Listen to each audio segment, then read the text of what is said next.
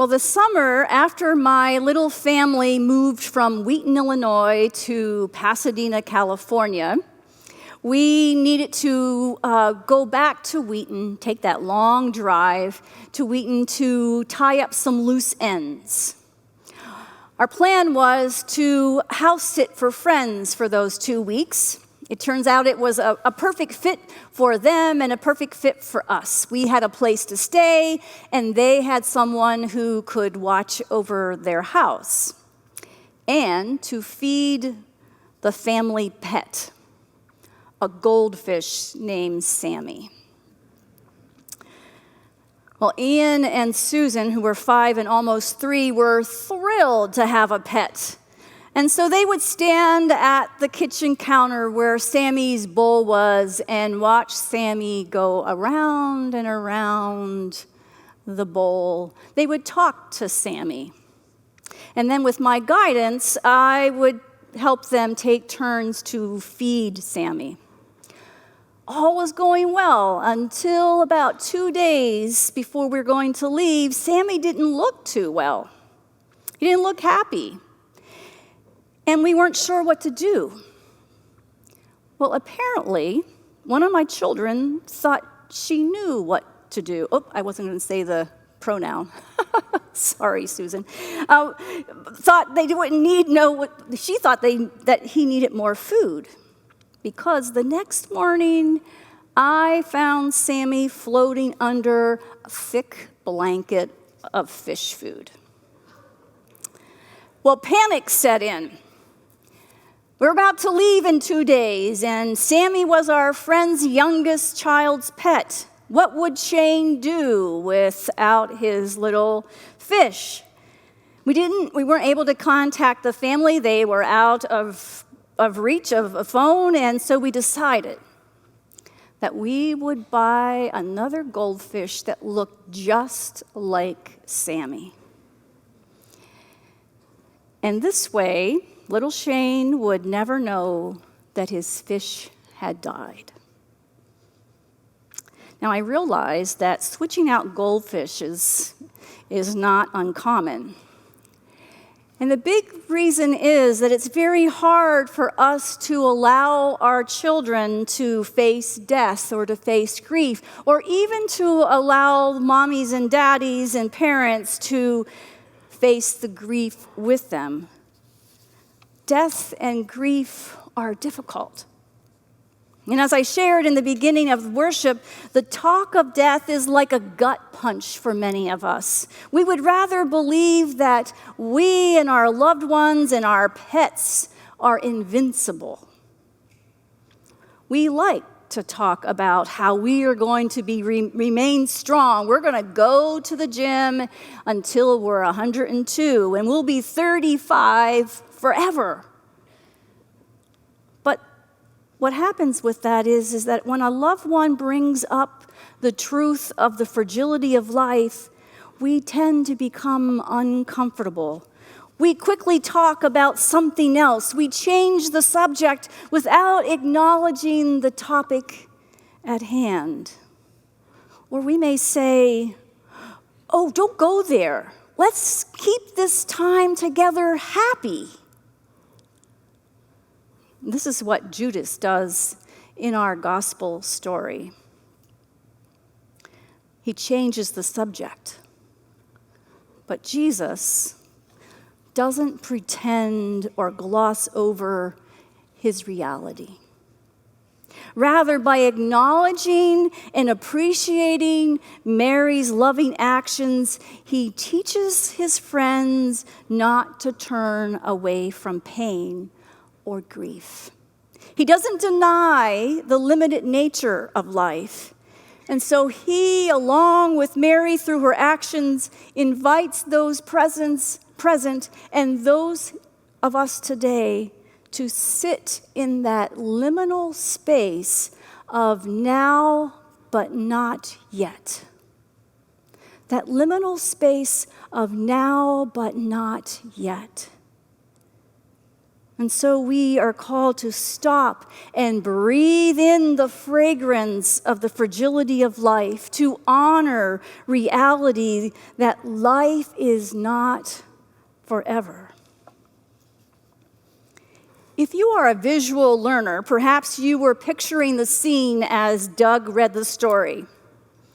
Jesus and his closest friends have gathered at Lazarus' home for a meal, and Lazarus has recently been raised from the dead. And so I imagine on one hand, the guests are thinking about Lazarus' death, and on the other hand, they are marveling at the second chance that he has at life. The room must have had a celebratory feel about it. And then Mary comes with her funeral perfume, an essence used for burying a body of a loved one. Just opening up that bottle of perfume, that pure nard, would no doubt have had everyone in the room instantly thinking about death again. Judas immediately chastises her and brings up one of Jesus' favorite subjects, caring for the poor. But Jesus stays with Mary's concern and confirms that, in fact, he will indeed soon die, and that he will not always be with them. The truth is, it's a difficult reality for them. Endings for us are always difficult. And yet life, however, is made up of so many of endings and beginnings, right? Beginnings can give us such a high, but endings not so much. But my friends, life doesn't remain constant. Change is inevitable. Learning how to accept change, however, will help us better navigate life. Help us to be present in the moment. Not to divert our attention when change occurs or loss occurs. In some ways, all the changes that we go through life are a series of little funerals. It's the process of saying goodbye. We do this regularly, don't we? Throughout our lives, we say goodbye to dreams. Some of the dreams that we have accomplished, and other dreams that we wanted to accomplish, but were just out of our reach. Maybe you were a track star in high school. The trophy is now in your box somewhere in the garage. It's a memory, a good memory, but a talent we had to say goodbye to. Children go through many changes. It's difficult for some to make transitions like bedtime. I was so glad when the book Goodnight Moon came into our house. Do you know Goodnight Moon? Where the child says, or the mouse says goodnight to every little thing in the house, and then gradually it seemed to help my toddler go to bed. The fear of letting go is not just a fear for toddlers. It's a real fear for everybody. Granted, you may be past the stage of finding it difficult to leave your toys behind in order to go to sleep. But perhaps you are finding it difficult to let go of people, to let go of a job, to let go of a situation.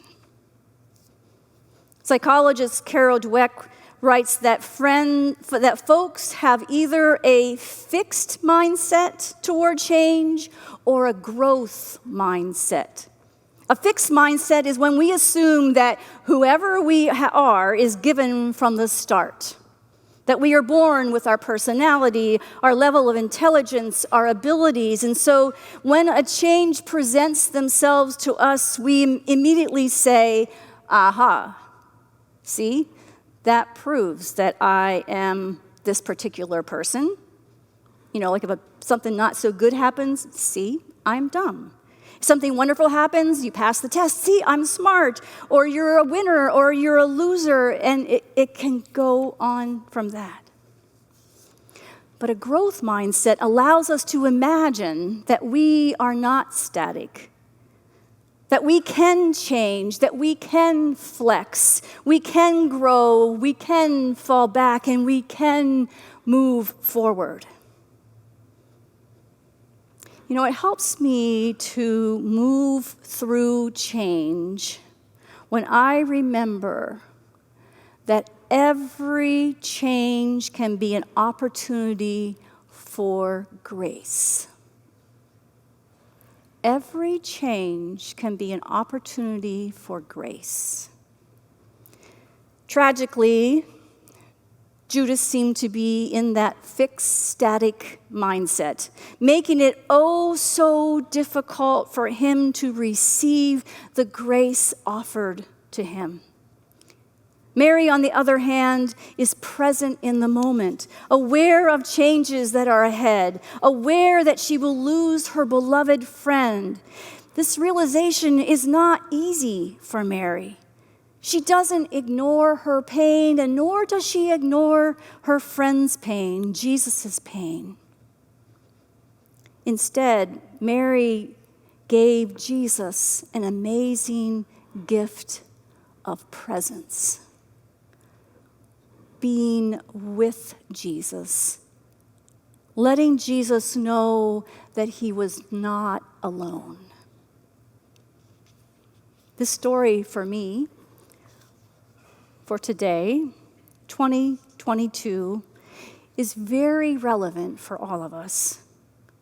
We all have experienced family and friends who have died from COVID and other illnesses over these past years. And during this time of folks are struggling to make ends meet, putting food on the table, paying for higher rent, higher gas, and we have the troubles in Ukraine, and we have siblings who are not feeling welcomed in our society. I believe this story models for us to savor our fragility. Not to enjoy, like, you savor a meal when you go out to a fancy restaurant, but savor in the sense of honoring one another right where they are. To honor yourself right where you are, this present moment, rather than trying to distract each other.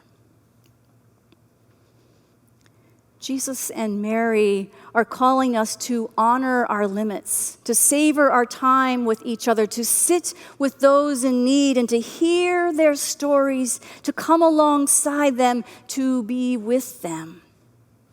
And the good news is, as we live from this place of grace, we will be able to experience a resurrection, new life.